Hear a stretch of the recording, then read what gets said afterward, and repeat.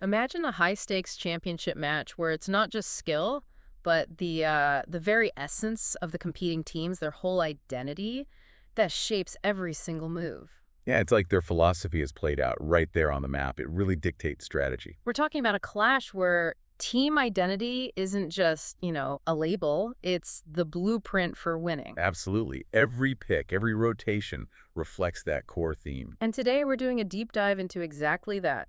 The League of Legends Subpersonalities Tournament Finals. This was a huge clash between two very different teams, Val and Devon. Right. This wasn't just another game. The match notes we've got here show it was, well, a real strategic battle. Our mission here is to pull out the key insights from these notes. We want to help you understand why things happen, the big turning points, and who really stood out to crown the champion. Basically, yeah. This deep dive is your window into the strategic heart of this final match. And all our insights are coming straight from these detailed match notes. So let's set the stage. First up, Val's team, the Vanguard Blades. Their whole thing was melee powerhouses, point-and-click lockdown, explosive synergy. They had Fiora top, Via jungle, Irelia mid, Samira ADC, and Leona support. Sounds like they just want to run straight at you. Pretty much. Direct, overwhelming force. That's the idea. But then on the other side, you've got Devon's Death Squad. A very different flavor. Their theme. Lurking blades, map-wide pressure, and lethal assassins. Their lineup was Aatrox top, Kayn the blue form jungle, Zed mid, Aphelios ADC, and Pyke support. You can immediately feel the contrast, can't you? It's like a head-on collision versus, well, death from the shadows. So looking closer at Val's Vanguard Blades, their strength really is in those big, coordinated 5v5s. Definitely. They've got reliable engage, solid frontlining, plus, Fiora's split push pressure adds another dimension, and Samira can just pop off in a team fight. They want that clean, grouped-up fight. Exactly. Now, contrast that with Devon's Death Squad. Their power. It's in the flanks, the side lanes. Right. They got insane pick potential. Think Pyke, Zed, Blue Kayn.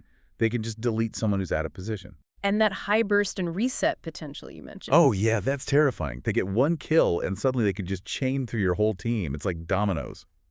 So this really boils down to the core strategic question of the whole final match, doesn't it? It really does. The tension was all built around this. Can Val force those clean front-to-back team fights before Devon's assassins just pick them apart one by one? Or will the Shadows, Devon's team, isolate key targets and collapse on them? That was the fundamental question driving every play. A real strategic tug of war. Okay, let's unpack the early game then. First 15 minutes, setting the stage. Right, the laning phase. Top lane, Val's Fiora was playing super aggressive into Aatrox, looked like she was winning trades, forcing him under tower, Val trying to establish dominance early. Yeah, that direct pressure. But Devon had an answer. Kayn, in that blue form, perfect for quick ganks. Yes. He comes top at 6.4. Decisive gank secures first blood for Devon. Ouch. That's not just a kill, that's a statement, right? Devon saying we're watching. Exactly. It immediately challenges Val's ability to keep things clean. The shadows were already moving. Mid lane, things were a bit more even. Irelia and Zed trading, but then Irelia gets a solo kill at level 6. A big power spike play. A strong individual moment for Val, definitely. Could have opened things up for them. But then bot lane, it sounds chaotic. Pyke was everywhere. He really was, roaming constantly, embodying that map-wide pressure, even if it cost him in lane. Leona landed some good engages for Val, Okay. but Aphelios kept surviving, often thanks to Pyke swooping in. Samira did get a kill, yes, but critically she fell behind in CS. The minion gold. That hurts long term. Big time. It potentially delays her item spikes, putting her behind Aphelios in that scaling race. And the jungle matchup, Vi tried an early invade. She did, but Kayn just cleared faster. He got ahead in tempo and became this, like the notes say, a haunting presence everywhere, dictating the pace. So who stood out in this early phase? The MVP. The notes point to Zed. And it wasn't just his laning, it was his impact on Val's strategy. By constantly pressuring Irelia mid, he basically pinned her there.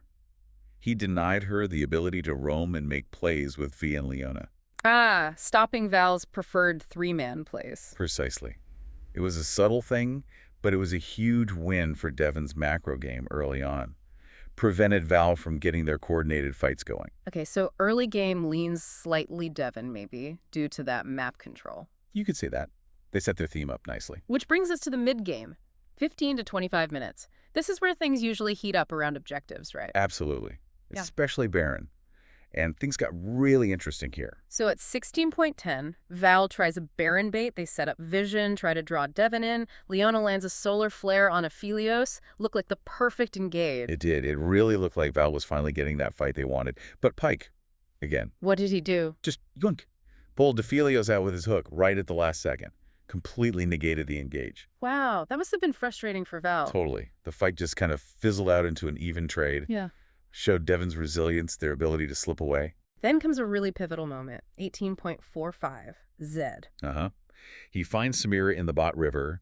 The notes call it a perfect death mark. Just catches her out. Exactly the kind of pick Devon's comp is built for. Isolate the carry. And they didn't hesitate. That pick immediately turns into Baron #1 for Devon. Clean, efficient, brutal execution of their strategy. Identify weakness, eliminate, capitalize. Textbook Death Squad. Yeah. And with that Baron buff, well, they went to work. 21.3. The push. Yeah. Pyke hooks Vi, Kayn blows her up instantly.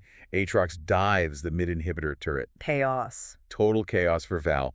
Devon breaks 2 inhibitors off that one Baron play.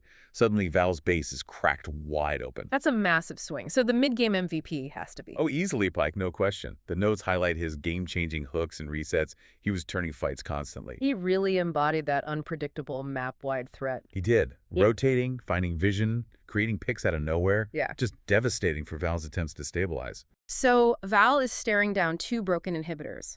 Their backs are against the wall. What happens next? This is the late game, 25 minutes onwards. Can they even come back from that? It looked incredibly tough. But they didn't just roll over. They actually managed to stabilize. Fiora started pushing top lane really hard. Applying pressure, drawing attention. Exactly. A calculated risk to split Devon's focus, buy some breathing room for the rest of Val to regroup mid. Did it work? To an extent. It led to this dramatic moment at 29.20. Devon starts Baron #2, thinking, okay, let's end this. Makes sense. Seal the deal. But Val contests. Vi and Leona go in hard. And Samira, who'd been shut down earlier, finds this incredible flank. Full ultimate. That's kills. A triple kill. And Val secures the Baron. Whoa. Okay, that's a huge turnaround. From 2 inhibs down to stealing Baron. Massive momentum swing. You have to imagine the psychological blow to Devon there, feeling like they had it locked up. That sets up an absolutely critical fight then. Mm-hmm. The Elder Dragon at 32 minutes. This has got to be it, right? This was the climax. Both teams posturing, vision control, looking for that tiny edge. Pyke tries another flank. Well, of course he does. But Fiora spots him, reads it perfectly, stuns him. Then Vio ults onto Aphelios, trying to take out Devon's main damage threat. The decapitation strike, did it work? That gets insane. Aphelios slashes back, dodges the crucial damage, and lives on literally 100 HP. No way. Yes way. Just incredible mechanics, reaction time, and that one moment, Aphelios surviving, that changed everything. How so? Because with their carry safe, Devon could fully commit. The Death Squad just collapsed perfectly. Describe it. What happened? Zed instantly deletes Samira. Poof! Val's teamfight carry gone. Kayn dives onto Irelia, takes her out of the fight. Aatrox hits this massive world ender, pulls in 3 members of Val. Treating a kill zone. Exactly. It was beautiful, brutal synchronization, just like their theme promised. Isolate, burst, collapse. And Aphelios, the guy who lived on 100 HP. Now he's got his 4 items. He's farmed. He's safe behind the chaos his team created, and he just calmly cleans up the rest. Untouchable. Wow. So that was the game. That was the game. Devon marches down mid lane, wins at 34.45. The notes called it cinematic brawl between dominance and destruction. Ending with Devon winning a brutally close late game team fight. Despite the mid-game dominance, Val made it close. They really did. But Devon clutched it out, and Devon became the tournament champions. Incredible match. Let's look at the final stats just to paint the full picture. Okay. Kills. Val 18, Devon 21. Pretty close. Dragons. Val 2, Devon 3. Also close. Barons. 1 each after that steal by Val. Right. Towers. Val 6, Devon 9. Game time. 34.45. Those numbers show it wasn't a total stomp despite Devon breaking 2 inhibs early. Definitely competitive to the very end. All right, the overall match MVP. Who gets the nod? It has to be Aphelios, Devon's ADC. Yeah. His final KDA was 6 kills, 1 death, 9 assists. Impressive. But it was more than the stats, right? Oh, absolutely. It was the clutch positioning, the fact he lived every fight, especially that huge Elder Dragon fight. Surviving that allowed the whole collapse. And then he just cleaned up after chaos with max items and calm control. His survival was the linchpin. It really was. Okay, any honorable mentions? Other players who really shaped the outcome. Definitely got to mention Pyke again. Those hooks, vision-controlled, tempo-changing flanks. Yeah. He was a constant menace. The embodiment of unpredictable pressure. For sure. And Zed deserves a shout-out, too, for consistently finding Samira. Every time it mattered, he removed Val's biggest team-fight weapon. Stopping Val from ever really getting those clean fights they needed. Exactly. So, wrapping this up thematically, Val's team, the Vanguard Blades, they were, like the note said, the sharpened blade, honed and tested. Direct. Powerful. They wanted the head-on collision, and they were good at it when they could force it. But Devon's squad, the Death Squad, they were the blade in the dark. Unseen, unpredictable. And devastating when they struck. Their ability to isolate, to burst, that relentless pressure, it just worked better in this matchup.